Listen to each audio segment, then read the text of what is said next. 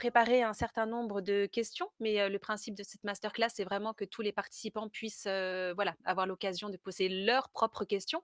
Donc avec Louise, on va essayer tout au long de cette heure de, voilà, pouvoir, soit reprendre, les questions, voilà, de pouvoir les afficher à l'écran pour que tout le monde puisse en profiter ou effectivement que, les participants puissent, chacun prendre la parole pour s'entretenir, brièvement, avec vous. Voilà, donc moi, la première question qui était, vraiment toute, simple, c'était de savoir comment était, née, l'idée et l'envie de ce film? Alors je il y a 2 réponses à cette question simple. La première, c'est que c'est un film que je porte depuis 50, j'ai 53 ans, donc c'est un film que je porte depuis, allez, 50 ans. Ma mère étant femme au foyer et son destin m'ayant toujours interrogée, d'ailleurs comme je le dis, au début du film. La deuxième réponse, c'est que en fait, l'idée du film m'est venue d'abord, avec le titre. C'est un titre qui m'est venu, qui était «La merveilleuse et tragique histoire des femmes au foyer» et à partir de ce titre, je me suis dit: «Tiens, quel film je pourrais faire d'un titre pareil?» Il n'est pas resté le titre parce que je trouvais qu'il avait un élément, comique qui me déplaisait par rapport aux propos, et je voulais quelque chose de plus neutre. Mais il a été l'étincelle qui a fait que le film est né, à partir de ce titre qui m'est venu, voilà. Et quand vous dites que c'est un film que vous portez depuis 50 ans, en quoi, la vie de ces femmes au foyer avec le modèle de votre mère, vous interpelle depuis si longtemps? Alors, c'était pas, enfin, comment dirais-je? Dans les premières années, c'était pas, une réflexion consciente de ma part. C'était plutôt je me suis construite en réaction, pour tout dire, à ce modèle. Et d'ailleurs, les retours que j'ai de nombreux retours de femmes qui me disent ça, qui me disent que, elles-mêmes aussi se sont construites et mon féminisme est né là, en fait. Quand les gens me demandent: «Pourquoi tu es féministe?» C'est, avant même les lectures, je pense qu'il est né là, mon féminisme. Dans les premières, les premiers propos de votre film, au début du film, vous parlez des mémoires, de votre mère et qui s'arrêtent en 1960 qui est donc l'année de son mariage et en quoi, l'interruption de cette écriture, vous a interpellé. Alors, en fait, ma mère était quelqu'un de très discret, et c'est nous, ses enfants, mon frère, ma sœur et moi, qui lui avons demandé d'écrire ses mémoires et au départ, elle nous a répondu: «Je suis pas écrivaine, franchement, c'est pas intéressant», et puis finalement, on l'a poussée, on lui a offert un beau cahier en cuir, on lui a offert le cahier en cuir et elle s'est prise au jeu et elle a commencé à écrire de manière chronologique. Et quand elle nous a remis ce cahier, je me souviendrai toujours, on était tous les 3. Elle nous remet le cahier, manuscrit et je le feuillette et je me rends compte qu'il s'arrête en 1960 et je lui dis, bah, ce que je raconte au début du film, je lui dis: «Beh, pourquoi ça s'arrête en 1960?» et elle me répond avec ce petit sourire, «Après ce n'est plus intéressant» et ce qui, moi, rétrospectivement me marque, c'est que sur le coup, je n'ai pas saisi la violence de cette phrase. C'est après, il a fallu plusieurs années pour que cette phrase grandisse en moi et que je me rende compte de la violence de ce qu'elle veut dire, en fait. Et quand je m'en suis rendu compte, je pense qu'après, le titre est venu et enfin, voilà, les choses se sont faites en cascade comme ça. Et comment vous avez construit votre film? Parce que c'est extrêmement intéressant, hein, ces archives, que vous avez, trouvées, à la fois ces mémoires, écrites et ces images, visuelles. Est-ce que vous pouvez nous parler de ces recherches, que vous avez Alors, faites? c'est intéressant parce que ça suit exactement, ce titre qui m'est venu. En fait, une fois que j'ai eu ce titre en tête, j'ai fait ce qu'on fait souvent dans nos métiers, c'est-à-dire que ben, on engage des recherches, sur le sujet en se disant: «Ben, qui a déjà écrit? Qui a déjà réfléchi?» Et donc j'ai cherché, des sources universitaires, historiques, sociologiques, économiques, féministes, enfin bref, j'ai fait plein de recherches et je me suis rendu compte qu'il y avait rien Mmh. ou qu'il y avait très, très peu de choses. Donc il y avait quelques ouvrages, Betty Friedan, un chapitre, ici, un chapitre là, une fiction, une série, mais il y avait pas de corpus comme on s'imagine. Bah, il y a un corpus autour de la Première Guerre mondiale, il y a un corpus, autour des 30 glorieuses, il y a un corp mais là, sur ce sujet-là qui concerne pourtant des dizaines, voire peut-être même des centaines de millions d'individus, il y a pas de corpus et ma première réaction, ça a été d'être en colère, en fait. Ça m'a mise en colère et puis, et après je me suis dit: «Bon, bah, puisque personne n'a daigné s'intéresser à elles, je vais leur donner la parole» et heu et du coup, je suis allée chercher des sources qui offraient une parole, la plus sincère possible de ces femmes au foyer. Et c'est là que je me suis tournée vers l'association pour l'autobiographie, mais peut-être que on peut en parler après. Bah, justement, de savoir comment est-ce que vous avez, tiré ce fil? Comment voilà, naturellement, vous vous êtes tourné vers l'association pour l'autobiographie? Enfin, c'est quoi ce Ah cet endroit? Ça peut être intéressant, enfin, avant que vous n'en ah parliez, oui, moi je connaissais pas du tout, hein. alors je recommande à tout le monde d'aller voir, après cette masterclass, d'aller fureter sur Google. C'est une association qui a été créée par un ancien professeur. Il s'est dit qu'il y avait pas de raison qu'il y ait que des autobiographies de personnages célèbres et il s'est mis à collecter, des journaux intimes, des autobiographies, des mémoires de personnes anonymes.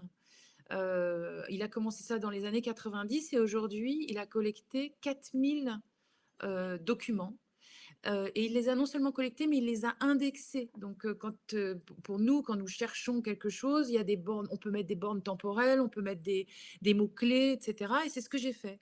Donc, j'ai mis des bornes temporelles parce que ce qui m'intéressait, c'était la seconde moitié du XXe siècle, le moment où ce statut de femme au foyer était le statut, vendu comme idéal pour les femmes. Et j'ai mis le mot femme au foyer. J'ai mis aussi domesticité, enfin j'avais mis quelques mots-clés comme ça et sur les 4 000, j'étais, assez surprise. Je pensais qu'il y en aurait plus, mais j'en ai trouvé, à peu près 18. Enfin, d'ailleurs, la personne qui s'occupe de l'association à temps plein, qui s'appelle Florian Gallienne, m'a aidée, à trouver, ces 18 documents et je suis allée sur place, parce qu'on ne peut les consulter que sur place, pour les lire. Voilà. Et il y a eu également donc ce travail de collecte, d'images visuelles et je lisais dans une interview, que vous dites avec la documentaliste avec laquelle vous avez travaillé, vous cherchiez des images du quotidien de ces femmes, de ce quotidien, de cette, simplicité que l'on trouve très, très peu en fait.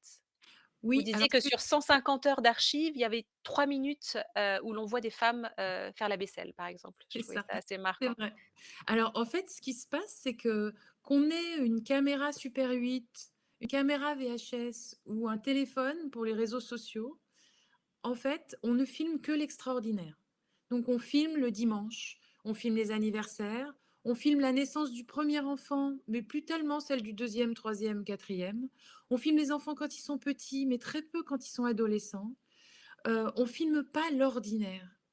Et en plus, les caméras sont toujours entre les mains des hommes. C'est-à-dire Mmh. qu'au début, j'ai dit à Christine, ma documentaliste, je lui ai dit: «Je voudrais des films filmés par des femmes». Elle me dit: «Ça n'existe pas. C'est essentiellement les hommes qui tiennent la caméra».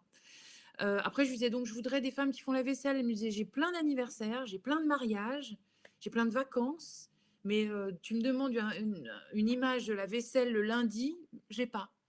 Bref, donc on a dû visionner des heures et des heures et des heures, de films de famille, qu'on a trouvés dans les médias dans les cinémathèques de région qui font un travail, elles aussi, extraordinaire de collecte de films amateurs et de famille, et c'est assez propre à la France d'ailleurs. J'ai appris, à l'occasion de ce film, que c'était très propre à la France. On a aussi trouvé quelques images en Allemagne, quelques photos en Angleterre, mais en France, dans chaque région, il y a une cinémathèque qui s'occupe de collecter, de restaurer, de conserver, d'indexer des images amateurs et c'est là qu'on est allé puiser. Et la lecture de ces journaux intimes dont vous parliez à l'instant, la ce qui vous a d'abord marqué, la grande découverte pour vous, ça a été quoi, à la lecture de ces journaux? Alors, en fait, votre question est intéressante parce que quand j'y suis allée, je m'attendais à rien du tout. J'avais je savais pas à quoi m'attendre et en lisant ces documents, ce qui m'a frappée, c'est qu'ils étaient tous constitués de la même manière. En fait, ils traversaient les mêmes étapes. Donc brièvement, en gros, la rencontre était toujours heureuse parce que c'était pour la plupart pour tous, c'était des mariages d'amour. On est au XXe siècle, on est dans le mariage d'amour. Donc toutes les rencontres étaient merveilleuses. Les fiançailles étaient merveilleuses, le mariage était, merveilleux.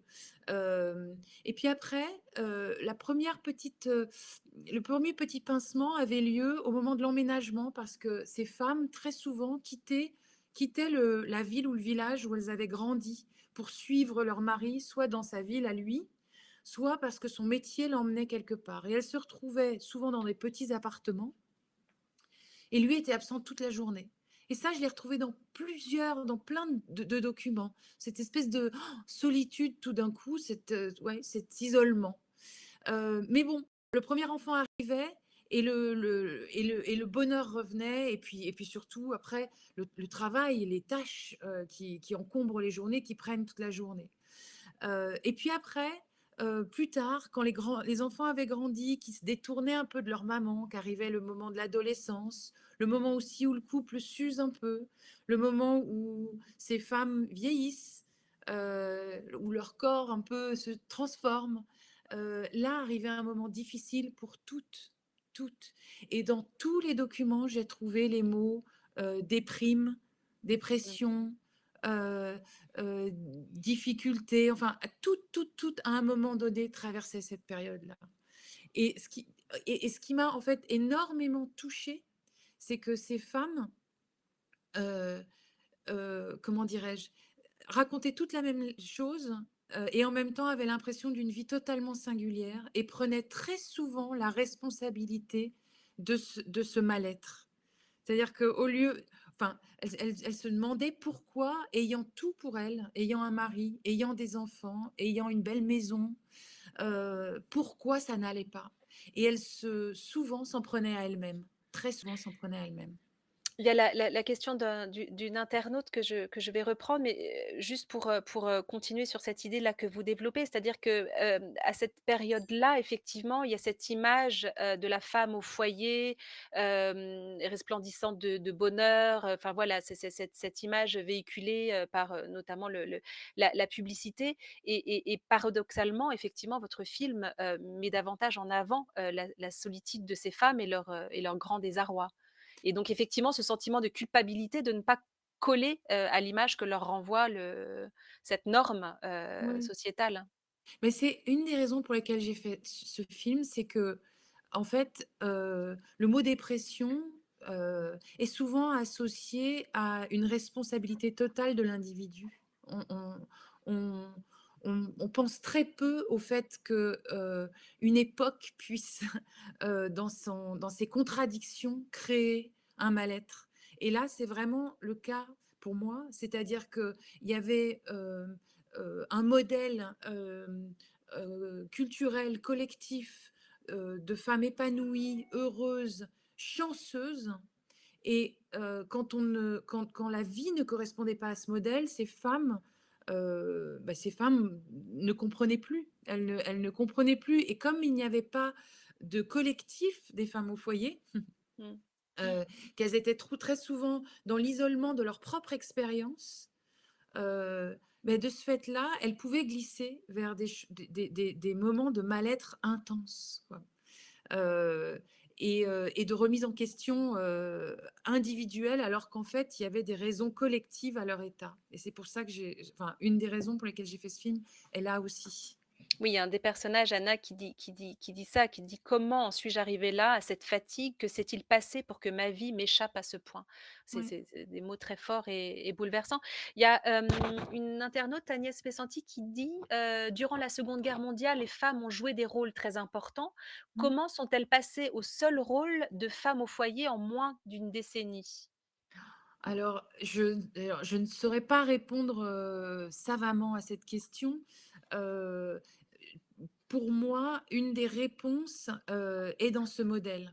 C'est-à-dire que, il y a des injonctions, puissantes et culturelles, qui font des mouvements comme ça de société.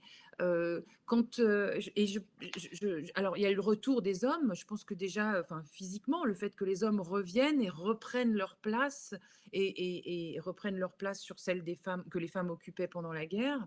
Je pense aux prisonniers de guerre, par exemple, qui rentrent, bah, les femmes se replacent dans une position secondaire dans la famille, mais également, j'imagine, dans des emplois. Et puis, il y a cette espèce de, de, de propagande, enfin, qui met en avant ce rôle comme un rôle, comme le rôle idéal, l'aspiration suprême, qui a dû jouer un rôle puissant, à mon avis. Mais peut-être que c'est intéressant aussi de le recontextualiser, peut-être même, avec la période d'avant-guerre parce que, c'est vrai que l'image effectivement de la mère au foyer est valorisée, que c'est presque une conquête, par rapport au siècle précédent, où les femmes sont obligées de travailler pour faire vivre le foyer. Est-ce que peut-être vous pouvez Alors, nous recontextualiser ça? volontiers. En fait, la perspective historique, elle remonte à la révolution industrielle. C'est-à-dire que grâce à la révolution industrielle, des gains de productivité ont été obtenus. Ces gains de productivité ont fait que qu'à partir de la révolution industrielle, une personne pouvait gagner suffisamment d'argent pour nourrir une famille. Jusqu'à la révolution industrielle, il fallait, pour l'immense majorité de la population, il fallait que tout le monde se mette au travail, les grands-parents, les parents, les enfants, les hommes, les femmes, pour gagner de quoi manger. À partir de la révolution industrielle et de l'apparition de métiers intermédiaires, les notaires, les médecins, les clercs, des métiers qui ne salissaient plus les mains, ces métiers-là ont fait qu'un homme pouvait gagner suffisamment d'argent et, selon comment dirais-je, l'expression, offrir à sa femme de ne pas travailler. En fait, il y a une lecture différente qui peut être faite et c'est celle que je développe très, très rapidement dans le film, parce qu'un film, c'est très court malheureusement. C'est que, il y a une historienne qui s'appelle Catherine Blunden, Blunden, qui a enfin, elle n'est pas historienne en fait. Elle a fait une thèse dans les années 60 qu'elle a publiée. Après, elle a changé complètement de voie, mais je me suis appuyée sur son travail. Elle explique que c'était une manière pour les classes moyennes de se distinguer des classes populaires. C'était une manière de dire, moi, je gagne mieux ma vie qu'un ouvrier, qu'un paysan. Et la preuve, c'est que ma femme peut ne pas travailler. Voilà, donc voilà, grossièrement et rapidement, ce qui a fait que ce rôle a été présenté par les classes moyennes comme, une chance pour les femmes, heu une chance par rapport aux classes populaires. Mais alors, ce que l'on voit aussi dans votre film, par rapport aux témoignages de femmes, que vous avez choisi comme ça de mettre en avant, c'est que ce sont des femmes qui vont à l'école, qui font des études et qui potentiellement, auraient, voilà, pu continuer, une vie professionnelle, tout en étant, voilà, épouse et mère. Alors très souvent, j'essaye de me souvenir, mais je crois que l'absolue majorité, enfin une très, très large majorité d'entre elles, effectivement, dans les documents que j'ai trouvés, elles avaient soit fait des études, soit travaillé auparavant. Toutes. Mais simplement, elles croisaient le chemin, elles rencontraient un homme qui gagnait bien sa vie et il était de il enfin, à partir d'un certain niveau de vie, une femme se devait de ne pas travailler, sauf si elle exerçait un métier passionnant, comme avocate et un métier très, très pointu comme avocate mais alors là, on parle de cas plutôt rares, enfin, sachant que de mémoire, mais peut-être que je me trompe, mais je crois que seuls 6% des Français passaient le bac en 1939. Donc on parle vraiment d'une minorité de femmes qui auraient en plus poursuivi des études supérieures. Pour la plupart, elles faisaient des études ou travaillaient et dès qu'elles rencontraient un homme qui gagnait suffisamment bien sa vie, il l'installait dans une maison ou dans un appartement. Moi, ce que je trouve très très frappant, et je crois que c'est dit un petit peu textuellement dans votre film, c'est voilà, on entend le témoignage de ces femmes, et leur, désarroi, et pourquoi est-ce qu'on rêve alors au corps au autant de mariages, de foyers? Et vous parlez de mensonges, transmis de génération en génération. C'est-à-dire que les femmes ont comme ça une espèce d'injonction de coller à cette image, de, la mère parfaite, alors qu'on sent à travers ces lignes, que les aspirations, très vite peuvent être autres. Ouais, alors c'est ce que j'ai,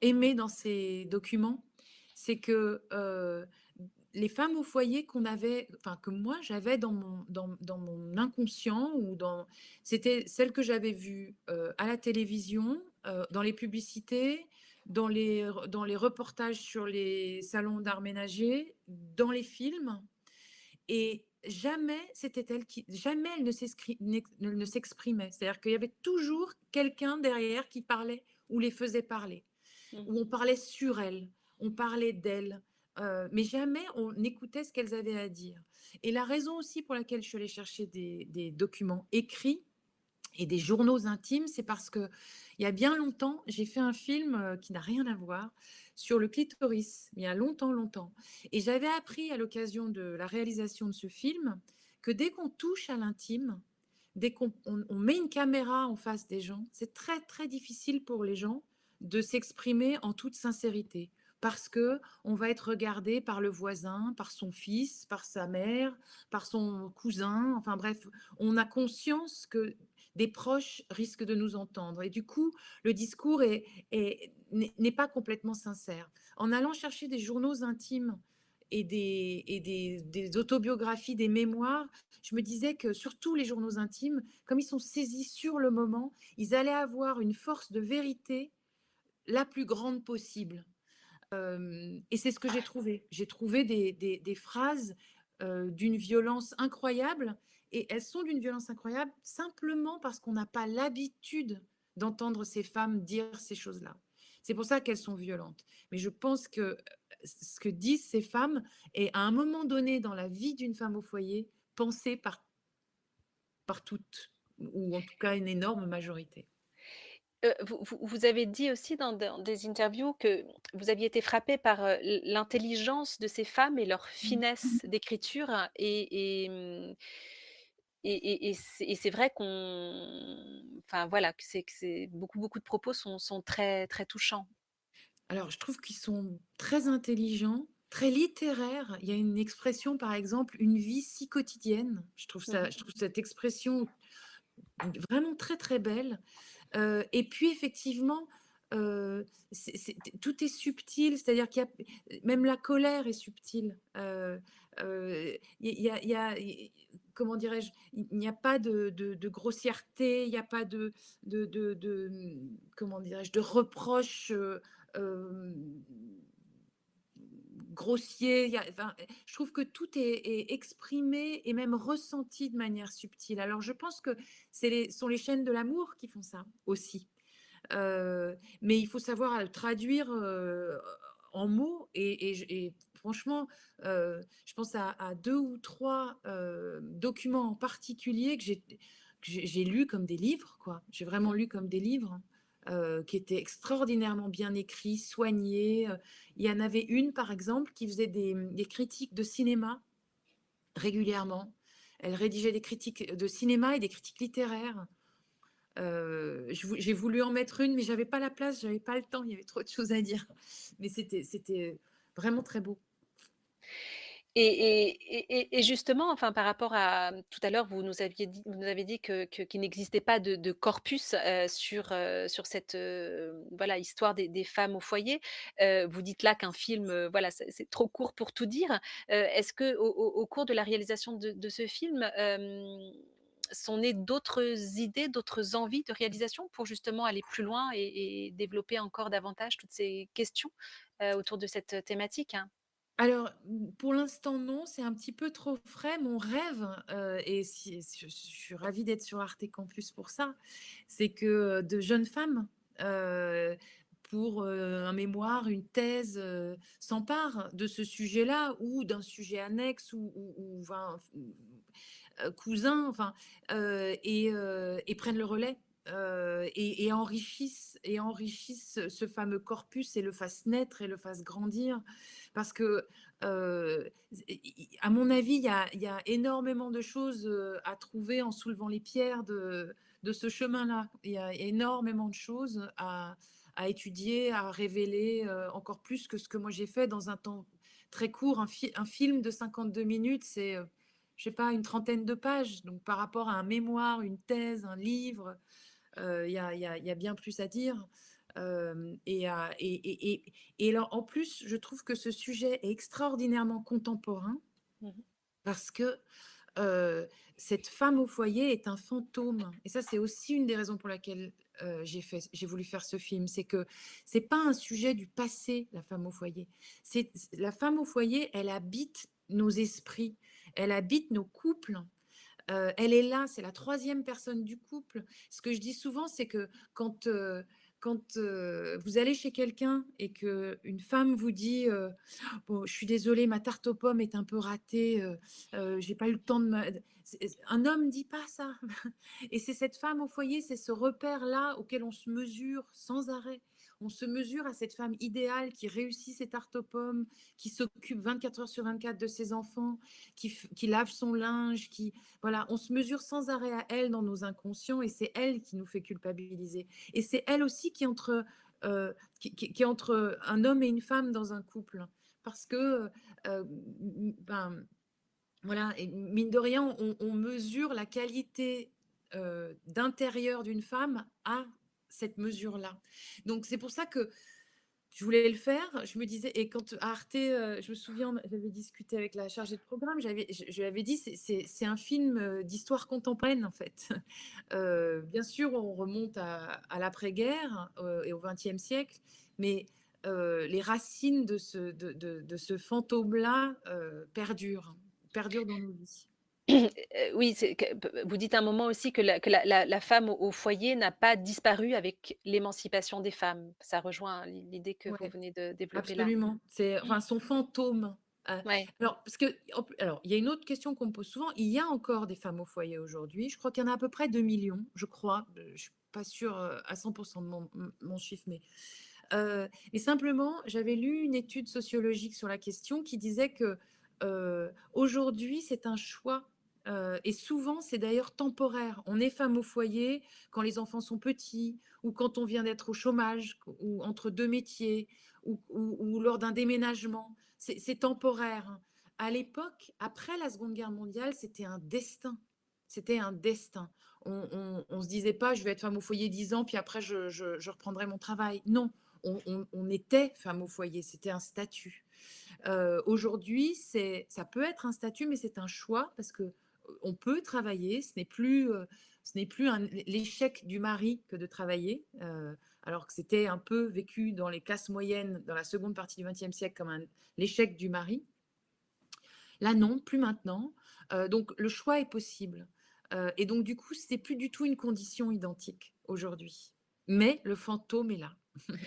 Mais du coup, ce que vous dites aussi, c'est que, dans les années 70, enfin le statut de cette, femme au foyer est ringardisé aussi, par la nouvelle génération et que ça vient peut-être, encore davantage, appuyer cette douleur des femmes, d'être peut-être passées aussi à côté d'une, réalisation personnelle?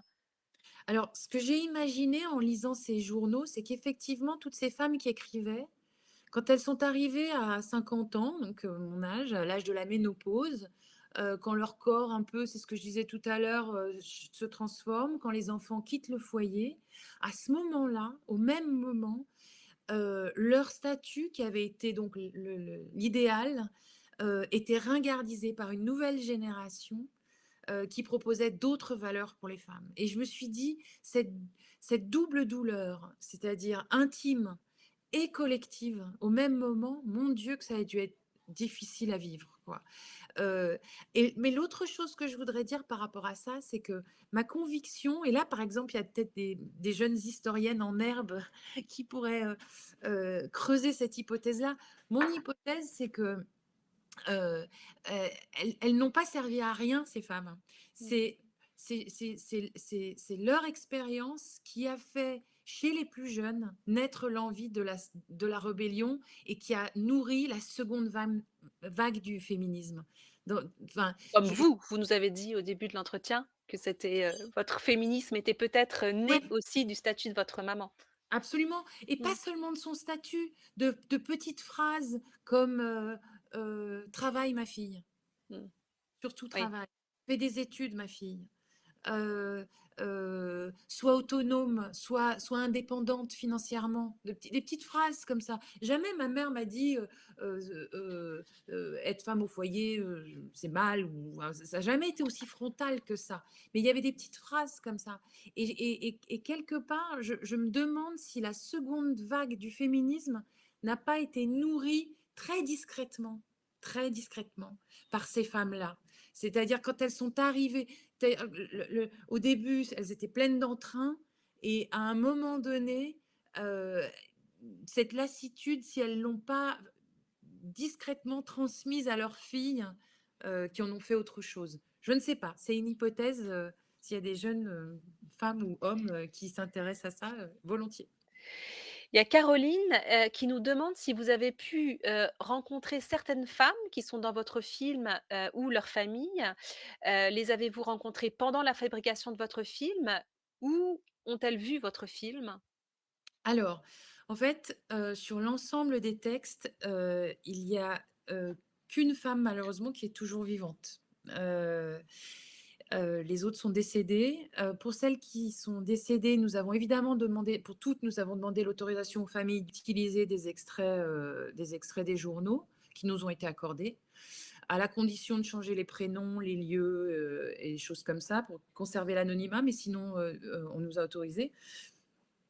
Alors, sur les enfants, il y en a, je pense à une notamment qui n'a jamais lu les textes de sa mère. Donc elle voulait rien avoir à elle nous a donné l'autorisation, elle nous a dit: «Faites ce que vous voulez, mais ça ne m'intéresse pas». Pour les autres, nous leur avons envoyé le lien du film, mais pour l'instant, j'ai pas eu de retour des enfants. En revanche, la personne qui est toujours vivante, elle, je l'ai rencontrée. Elle a vu le film, qu'elle a beaucoup aimé, elle a été extrêmement touchée, et mmh nous avons, enfin, moi aussi, j'étais assez touchée de la rencontrer parce que, voilà, j'avais l'impression de la connaître beaucoup. Enfin, je savais vraiment des détails de sa vie, du coup, assez, troublants. Mais ce qui est très drôle, c'est que je l'ai rencontrée quand, on a échangé par mail, et puis on s'est arrangé pour se retrouver dans un café, et elle m'a dit: «Je viendrai avec mon mari», et donc nous sommes rencontrés tous les 3 avec son mari et elle, et nous avons, enfin, voilà, nous avons parlé, et c'était, enfin, c'était très intéressant. Et du Très coup, ça serait intéressant de enfin, si c'est possible de d'avoir le point de vue de son mari justement. Il enfin, c'est des choses dont ils avaient pu déjà parler ensemble au sein de leur couple, de ses écrits, de ses réflexions, il avait conscience de cette, voilà, état psychologique de sa femme? Oui, alors d'abord, même dans son journal, heu enfin, on sentait qu'ils dialoguaient tous les 2. Alors ça marchait pas tout le temps, en plus, il y avait des périodes où ça ne passait plus, c'était assez intéressant. Il y avait des périodes où la communication se faisait, et d'autres périodes où la communication ne se faisait pas, sur plusieurs années même. Mais là, en les voyant tous les 2, il y avait une liberté d'échange entre les 2, qui était, très intéressante. Enfin, on sentait que, c'est un couple qui est passé par des hauts et des bas, assez forts. Heu, c'est elle notamment qui écrit, «L'emmerdeuse, c'est moi». Cette phrase-là où elle dit évidemment, heu la mécontente, le je ne sais plus, elle liste 4 qualificatifs comme ça: «L'emmerdeuse, c'est moi». Bon, bah, c'est cette femme-là qui avait j'adorais cette phrase, l'emmerdeuse, et mon mari qui retrouve une nana qui se laisse aller, c'était Mmh, elle aussi mmh, qui écrivait mmh. ça. Et on sentait que lui était, au courant. Enfin, il a rien découvert avec le film. Mmh mh. Mmh. Voilà. Il y a une autre question qui nous est posée, sur la forme, avez-vous envisagé différentes options de montage et donnaient-elles différentes orientations ou conclusions? Mmh. Très intéressant. Pile poil. En fait, si j'avais au début, j'avais donc, ce que j'ai fait, c'est que dans chacun des textes, j'ai pris les phrases ou les paragraphes qui étaient les que je retrouvais partout, en fait. Ceux qui étaient communs à toutes. Tout ce qui était très singulier, j'ai laissé de côté. Et en faisant ça, et en prenant, un mode chronologique, j'arrivais vers une conclusion, assez triste, en fait. Je sais qu'on me dit que le film est assez triste, mais vraiment là, quand les femmes étaient âgées, il y en a plusieurs qui s'entendaient plus avec leur mari. Enfin, il y avait quelque chose d'assez lourd et je me suis dit: «Si je reste à hauteur d'individu, voilà ce que sera le film». Puis après je me suis dit: «Il est traversé de la grande histoire, ce film. Il est traversé des grands mouvements» et le grand mouvement historique, c'est la relève des filles. Enfin, en tout cas, de cette génération des années 70. Et donc j'ai pris, dans 2 d'entre eux, il y avait, une des femmes qui parlait justement des échanges plus ou moins houleux qu'elle avait avec sa ou ses filles et je me suis dit: «Tiens, je vais finir avec portée par l'avenir, c'est-à-dire les filles» et donc la fin du film a évolué à la je suis allée chercher des choses par rapport aux filles pour pour, heu, comment dirais-je? Donner un élan au film et un élan historique au film. Voilà. Vous nous avez parlé à l'instant donc de la réaction et de la rencontre, avec une voilà des femmes qui a participé, enfin en tout cas dont les écrits ont participé à l'écriture de votre film et est-ce que vous pouvez nous parler des réactions, du public lors des projections publiques que vous avez pu faire du film? Alors, j'ai eu, alors d'abord la chose qui m'a beaucoup réjouie dans les projections publiques, c'est qu'il y a plein de personnes qui d'habitude ne prennent pas la parole. J'ai fait pas enfin, j'ai fait quelques films déjà, j'ai eu l'occasion de projeter des films dans différents lieux et là, tout d'un coup, il y avait plein de vieilles dames qui prenaient la parole, ce qui est pas toujours le cas dans les festivals ou dans les projections, les avant-premières, les choses comme ça. Et ça m'a vraiment réjouie, vraiment réjouie. Ça, c'est la première chose que j'ai remarquée. La deuxième chose que j'ai remarquée, c'est que, tout d'un coup, il y a pas de posture après ce film-là. Il y a pas de posture, il y a pas de sachants qui font taire les moins sachants. Là, tout d'un coup, tout le monde puise dans ses souvenirs et dans son expérience et j'ai trouvé ça très, très beau, les échanges qui ont suivi et et puis après, il y a des témoignages, individuels, et je pense notamment à un témoignage qui m'a, particulièrement touchée. C'est, une dame vient me voir à la fin d'une projection, et me dit une dame assez âgée qui me dit, «Ma maman voudrait vous parler». Alors je me dis, «Quel âge a sa maman?» parce que et je lui dis: «Mais faites venir votre mère évidemment, bien sûr, il y a pas de problème». Elle me dit: «Oh mais elle est là» et en fait, juste à côté de moi, j'avais pas fait attention, dans une chaise roulante, il y avait une vieille dame de 94 ans, heu, extrêmement avec un port de tête de danseuse, extrêmement belle. Donc je me penche vers elle et je me rends compte qu'elle pleurait et elle m'attrape le bras et elle me dit, «Merci, ce film, c'est ma vie» et j'ai reçu aussi depuis des mails, hem, de femmes qui m'ont écrit en me disant, «Merci pour ce brin de reconnaissance» Mmh. et une autre raison pour laquelle j'avais envie de faire ce film, c'est que je voulais, m'adresser en particulier aux jeunes filles, aux toutes jeunes filles, mais aussi aux vieilles dames, heu, pour leur dire, vous n'êtes pas passées sous les radars. Voilà, vous existez. Alors bon, après c'est bien modeste, hein, c'est un petit film d'1 heure, voilà, j'ai pas la prétention de mais si j'ai pu, consoler quelques dames, dans le secret de leur salle à manger, devant leur poste de télévision, si elles se sont senties comprises l'espace d'1 heure, ouais, je suis ravie. Mais Voilà. ce qui est intéressant aussi effectivement, c'est parce qu'il y a un moment dans le film où vous parlez donc de ce silence assourdissant, hein, sur cette, condition de femme au foyer, qui rejoint aussi, vous l'avez dit tout à l'heure, des préoccupations des jeunes femmes d'aujourd'hui avec cette question de la charge mentale, de ce Mmh. fantôme comme ça qui existe, de cette injonction, à la mère, parfaite. Et voilà, il y a quelque chose qui est un peu tabou, sur les difficultés, même aujourd'hui encore, hein, Mmh. chez beaucoup de jeunes femmes, de jeunes mères, sur la fatigue, quand on est maman, notamment de jeunes enfants et qu'on doit continuer à travailler et c'est vrai que votre film vient, voilà, appuyer sur cette question-là du tabou et ça voilà, sur cette importance de partager aussi et d'être, heu, voilà, d'être ensemble à cet endroit-là, et non pas dans l'isolement peut-être dont vous parliez tout à l'heure où chaque femme avait l'impression d'être, seule, Mmh. confrontée à ces difficultés, hein. Absolument. Alors si ce film peut provoquer la parole, alors, quand il y a des projections, c'est ce qui se passe.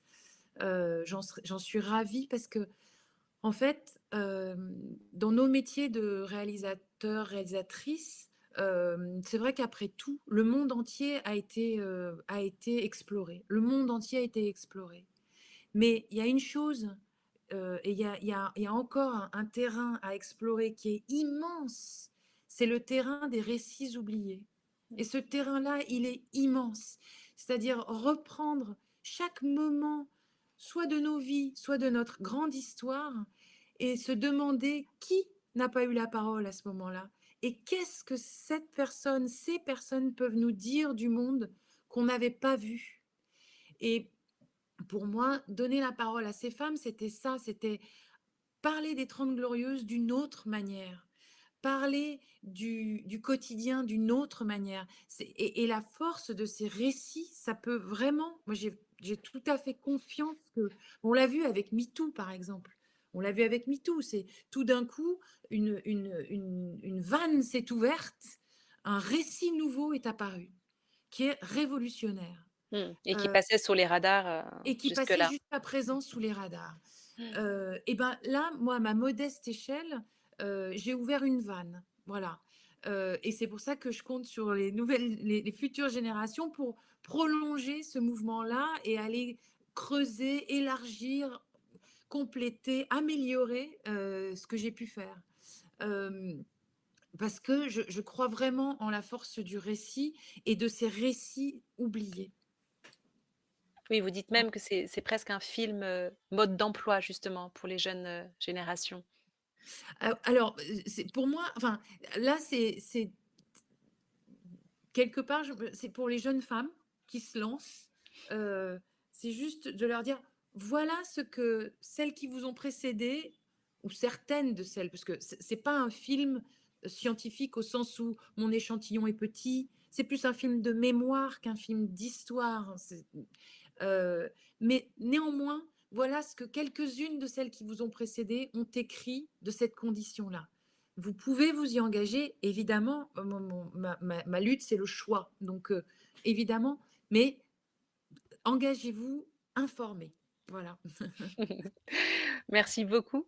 Louise, je pense que tu es encore par là. Je ne sais pas s'il y a une question que tu souhaiterais poser ou si d'autres intervenants souhaiteraient, voilà, poser une question Non, surtout, à Michel? il nous reste, une dizaine de minutes et je voulais juste donc, en profiter juste pour, dire au public, quel qu'il et qu'elle soit, de bien prendre la parole sans hésitation et qu'on est entre nous et de pouvoir, voilà, c'est vraiment votre moment si vous voulez, ouvrir votre micro, juste poser, voilà, toutes les questions qui vous viennent, en profiter pour échanger, avec, avec Michel Dominici et donc n'hésitez surtout pas. Voilà, vous pouvez, soit le faire directement en ouvrant votre micro, en cliquant sur le bouton micro qui est sous, nos images, soit vous pouvez, si vous préférez, lever la main avec le petit smiley, dans la barre de chat en bas à droite.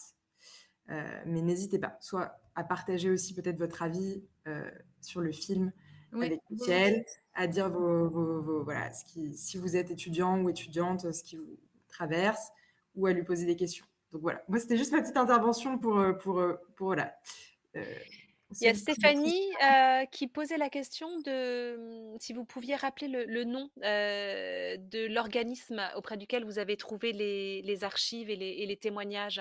Alors, c'est l'association pour l'autobiographie, qui se trouve à Ambérieu en Bugey dans l'Ain.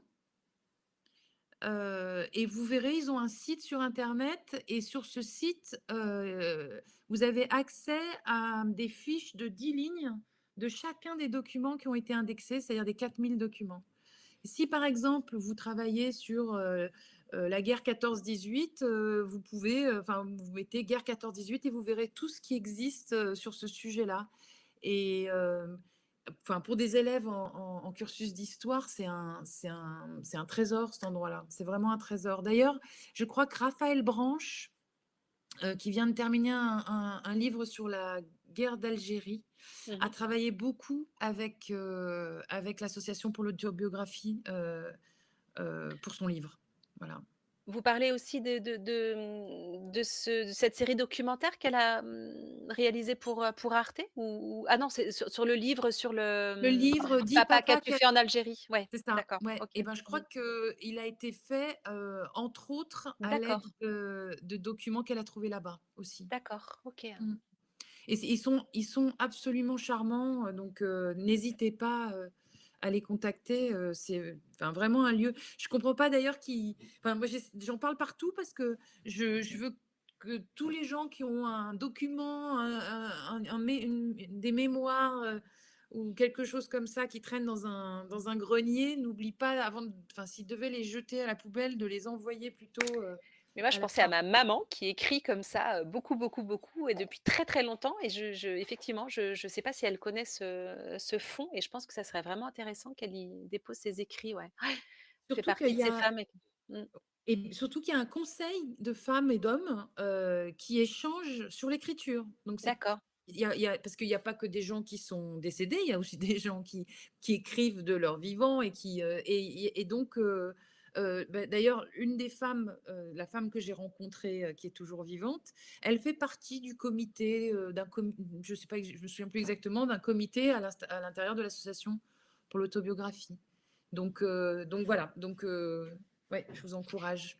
et j'ai vu qu'il y avait un festival parce que je suis allée regarder tout à l'heure justement sur les réseaux sociaux, voilà l'existence de cette association et j'ai vu qu'il y avait un festival qui avait lieu la fin juin, Oui, justement sur la question du récit intime, c'est et ça. je trouvais ça très, très intéressant, ouais. Mmh. Ils ont aussi une publication, je crois qu'elle est trimestrielle, qui est très intéressante parce qu'ils réfléchissent beaucoup, au récit intime, à ses particularités, sa force, et cetera et enfin, vraiment, c'est une association très intéressante.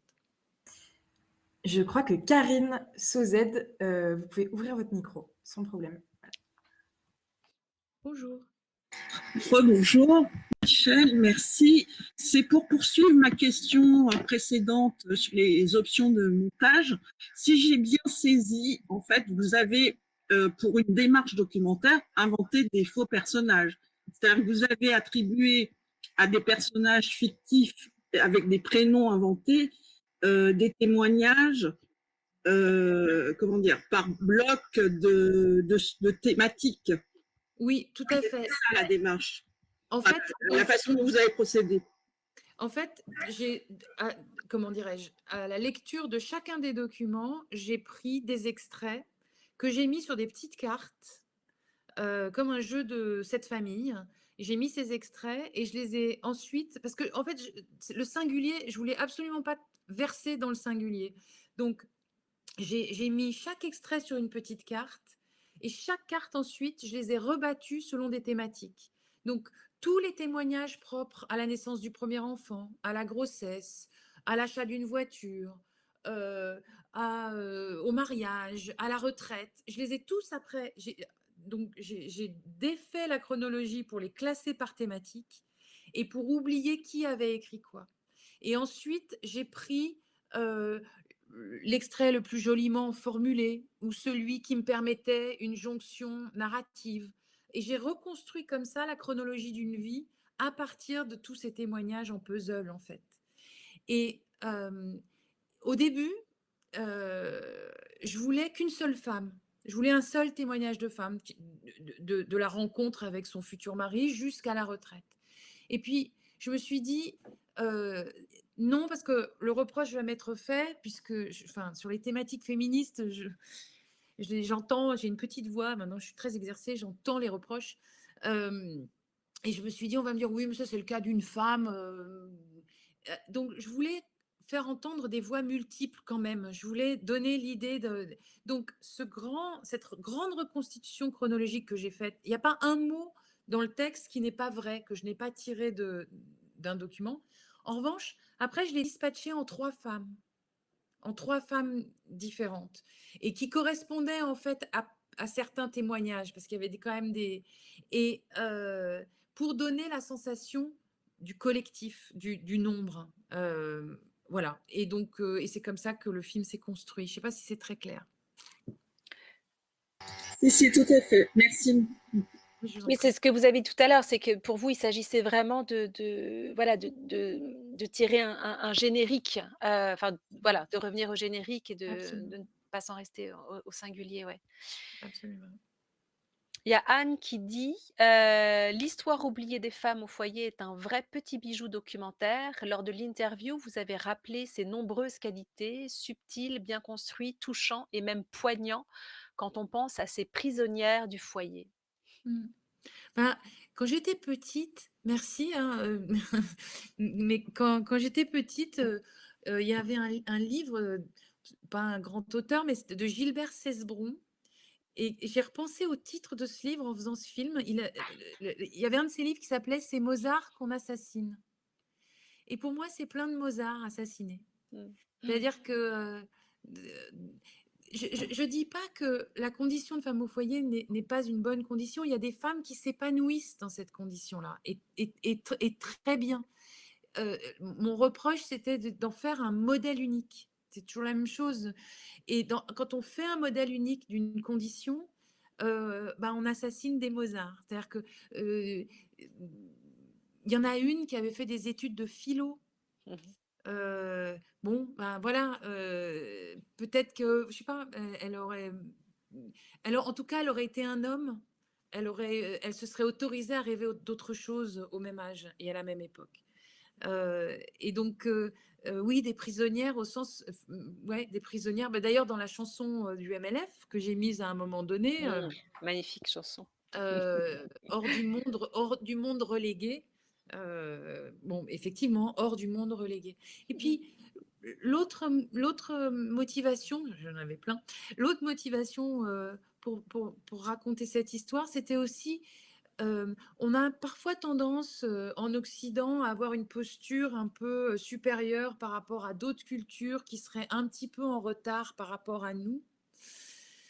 Et je voulais juste montrer que, nous aussi, on peut reléguer des femmes, dans des cuisines, pas de la même manière, hein, par d'autres biais, mais évidemment, à d'autres degrés, mais quand même, ce mouvement-là existe aussi.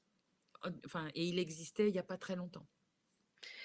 Peut-être juste avant de se quitter, est-ce que vous pourriez nous dire quelques mots du projet sur lequel vous travaillez aujourd'hui et le fil que vous tirez, sur ce A travail?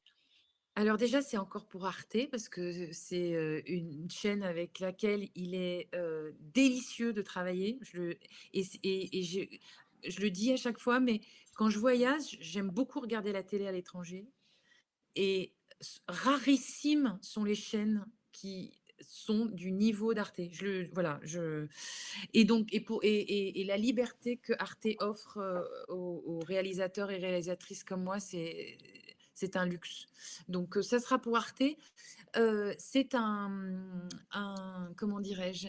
C'est le récit de l'ascension de Marilyn Monroe. C'est-à-dire que la plupart des documentaires, et encore en ce moment, parce que c'est les 60 ans de sa mort, adorent se pencher sur sa mort, sur les moments troubles de sa vie, sur ses amants, sur sa tristesse, sur sa fragilité, sur l'aspect tragique de son destin. Ça, c'est un prisme qu'on retrouve souvent. Mais d'ailleurs, on le retrouve aussi même plus généralement dans la culture, dans l'opéra. On adore les femmes qui meurent à la fin. Et moi, j'avais, pour des raisons féministes, j'avais envie de m'intéresser à son ascension, qui fut fulgurante, qui a commencé, elle a décidé d'être actrice à l'âge de 18 ans, et elle est sur la bouche de métro avec sa robe blanche qui se soulève dans 7 ans de réflexion. Elle a 28 ans. Donc, en à peine 10 ans, elle est devenue euh, une espèce de déesse du cinéma. Et j'ai voulu raconter cette ascension fulgurante et le prix à payer, les étapes traversées pour arriver à ce modèle idéal de féminité, à cette conformation à un modèle idéal de féminité. Donc voilà, donc, ça s'appelle Devenir Marilyn, et normalement, je crois que Arte prévoit de le diffuser à Noël. Voilà. Et c'est dans la continuité, pour finir, de ce que je fais, parce que mon premier documentaire était, comme je le disais tout à l'heure, sur le clitoris. C'était en 2004, avant que ce soit trop à la mode. Et là, encore une fois, merci Arte, parce que personne d'autre n'aurait osé faire un film pareil à l'époque. Et après, tout du long, j'ai fait un film sur les femmes ministres, sur les suffragettes. À chaque fois, voilà, c'est Et peut-être un, qu'on peut remettre votre filmographie effectivement, voilà, à l'issue de la diffusion de cette masterclass, hein, parce qu'effectivement, il y a plein de films qu'on a envie de découvrir, hein, si on les a pas encore vus. Peut-être une toute dernière question, parce que du coup, il y en a eu une dernière posée dans le chat. C'est Anne Osmond qui nous demande: que penser de la prescription massive de Valium à toutes ces mères au foyer? Alors, ça rejoint ce qu'on se disait tout à l'heure, c'est-à-dire que euh, j'avais fait un film sur la dépression aussi il y a longtemps, parce que je voulais interroger le fait qu'on médicalise des choses qui ne sont pas forcément pathologiques, et qui sont parfois euh, qui naissent parfois de conditions comme ça, ou de rapports de force, ou de situations. Et typiquement, pour moi, je crois qu'il y a eu même une rupture de stock de Valium à un moment donné à la fin des années 60. En tout cas, c'était tellement prescrit que les Rolling Stones en ont fait une chanson qui s'appelle Mommy's Little Helper, la petite aide de maman. Donc, pour qu'un groupe de jeunes garçons dans le vent, enfin, c'était pas eux qui étaient dans le vent, mais bref, les Rolling Stones, de rockers s'intéressent à ça, c'était vraiment que c'était un phénomène social assez ample. Et voilà, moi, j'ai toujours envie de me méfier quand on médicalise trop des choses qui devraient se régler aussi par la politique et par l'engagement. Voilà. Et c'est là où la question du collectif, effectivement, est extrêmement importante, sur la parole qui circule, et d'être ensemble. Absolument, absolument. Mais Mmh. la parole peut guérir, à mon avis, souvent. Enfin, bon, il y a parfois où le médicament est indispensable parce qu'il y a une pathologie avérée, mais parfois, je pense que la parole et le partage peuvent soigner au moins aussi bien. Merci, merci, merci pour Merci à ce vous, film merci beaucoup. absolument passionnant. Mmh. Merci Et à merci, tous d'avoir suivi la masterclass. et merci à Philomène Bon, du coup, pour qui c'était donc la première animation d'une masterclass Arte Campus. Merci à Michel Dominici. Je dirais Merci. juste un mot sur le film qui est donc disponible sur la plateforme Arte Campus, qui est également disponible sur la plateforme Educarte, donc je l'évoquais au début, donc pour les collèges et les lycées, même si là, du coup, c'était vraiment une masterclass dédiée plutôt aux étudiants, aux étudiantes et aux enseignants du supérieur. Donc, ce film est à retrouver tout au long de l'année Donc voilà, c'est vraiment l'intérêt de cette plateforme, c'est de pouvoir retravailler sur le film après cette masterclass derrière et de pouvoir en utiliser aussi des extraits, pouvoir les découper, pouvoir faire éventuellement des cartes mentales. Donc toutes ces possibilités sont sur Arte Campus. Et on va donc programmer pour l'année prochaine universitaire 2022-2023 d'autres masterclass qui seront donc ouvertes pour notre public. Voilà, donc merci beaucoup à toutes et à tous pour ce moment. Il y a aussi plein de commentaires là dans le chat qui défilent pour dire que c'était passionnant, notamment Stéphanie qui dit « Vous avez magnifié ces Mozart empêchés ». Merci. Ça me touche. Merci. Voilà, et on va effectivement donc aussi mettre un enregistrement de cet entretien sur Arte Campus et sur la chaîne YouTube d'Arte Éducation. Donc il pourra être revu et réutilisé par des étudiants, des étudiantes ou rediffusé en classe également. Voilà, Super. merci beaucoup et Merci, bonne Michel. soirée à toutes et à tous. Merci Merci. beaucoup. Au Bonne revoir. soirée. Au revoir. Au revoir.